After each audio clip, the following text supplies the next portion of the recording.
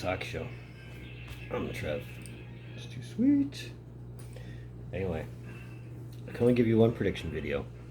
I was hoping to give you both of them, but we're gonna have to wait till Monday, Tuesday at best for that Eastern Conference one, since there's a Game 7 and the West is already set. Oh, we're in for a treat. I guarantee you that. Let's go over my predictions from round 2, give you my prediction for round 3, ultimately predicting who I think is going to win the Clarence Campbell Bowl and stamp their ticket to the Stanley Cup Final. Let's discuss. So first, let's go over how we got here. When we got here, Avalanche beat the Blues in 6, which I got right as far as team and game amount. And really, there was no other way it was going to go, really. I mean, despite the fact that it looked like it was going to go 7, if it weren't for Darren Helm scoring with 4.9 seconds left. It would have been a Game 7, and this video wouldn't have been made so quickly, but very back and forth series, as many, myself included, figured it would be. And not an ounce of disappointment. I mean, the fact that the Blues let Nazem Kadri get in their head rent-free helped the Avalanche greatly. But it was a good series all the same. And then there's this. This Battle of Alberta that everybody waited 31 years for. Oh, I got it wrong, obviously. I picked Calgary in 7, and well, it was Edmonton in 5. Thanks in no small part to guys like Draisaitl and McDavid, who, set records this season. This whole series was a series of records, between Draisaitl scoring 17 points in the series, which breaks a Gretzky record, with the fact that both teams scored 4 goals in 77 seconds, the fact that they scored 15 goals in Game 1. Oh, just so many things that were back and forth in this series, despite the fact Edmonton won in 5 games. But I tell you, it was a great series all the same. Can they still hold that momentum going against a stacked Colorado team? I mean, let's go over it. First things first, this is the money series right here. 2 franchise players, 2 generational talents, 2 former first overall picks, 2 leaders of their respected franchises, and 2 faces of the franchise, no less. McKinnon's been in the league a little longer than McDavid, by only a couple years. But they both came in with the same kind of hype that they were going to lead both teams to their Stanley Cup. But this is the showdown that we almost don't deserve, because it's going to be so goddamn good. Between these 2 alone, on a good night, McKinnon is all over the place. I mean, if you remember the hat trick he scored in Game 5, that would have been so much sweeter if they capped that series off right then and there. You can always rely on him for something. Outside McKinnon, you got your Landeskog's, you got your Rantanens, you got your Makars, you got Devon Taves, you got Eric Johnson, Nazem Kadri. The list goes on. I mean, Josh Manson, if you want to count Manson.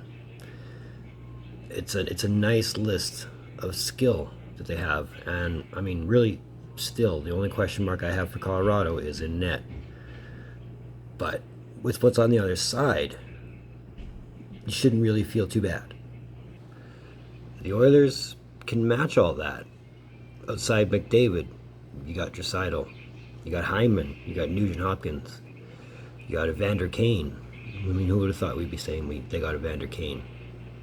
Darnell Nurse, if you want to count him as a best defenseman, which I know sounds funny saying Darnell Nurse and best defenseman in the same sentence. Yamamoto, who is a nice Marchand in training. But again, the question mark is in net. They have no confidence in their backup. And Mike Smith, you can't shake my opinion, he's still a light switch. He works best when he's turned on, and there were some nights in that 4-1 series against Calgary where Mike Smith, the light switch was off. I mean, I think it'll be some time before we all forget about that 132-foot goal. Just saying. Do the whole points thing.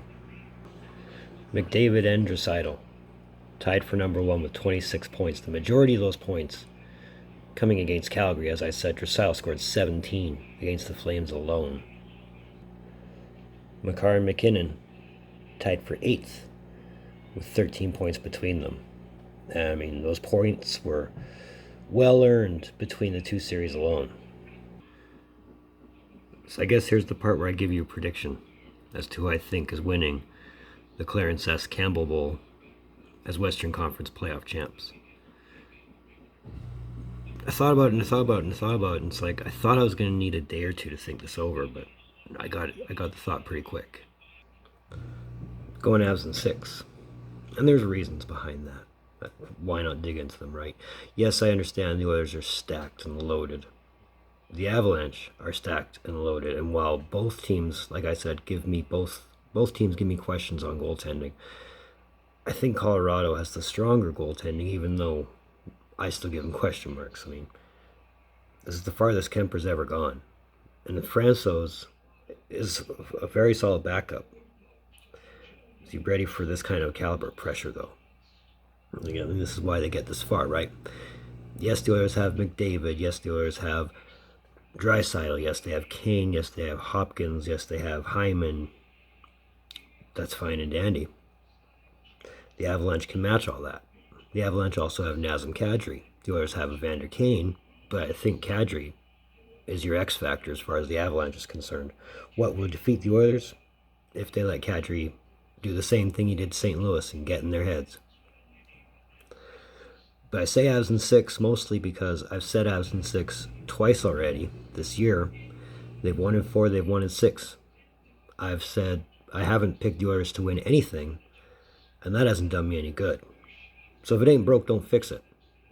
Avs in 6. That's my prediction. That's what I'm locking in. Like I'm willingly taking the home team. Come on.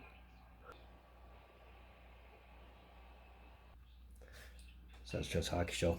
I want to thank you for tuning in. Don't think I don't appreciate the gesture, especially if you're at this point. It's a great thing for everybody. So while you're here, if you've made it this far, give me a thumbs up.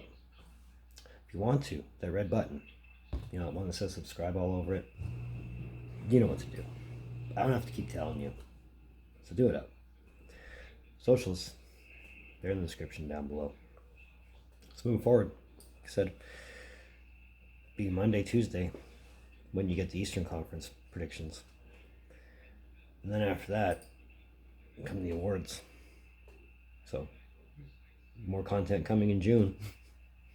I know May's been a busy month for me, for as much as I've done, but don't regret it.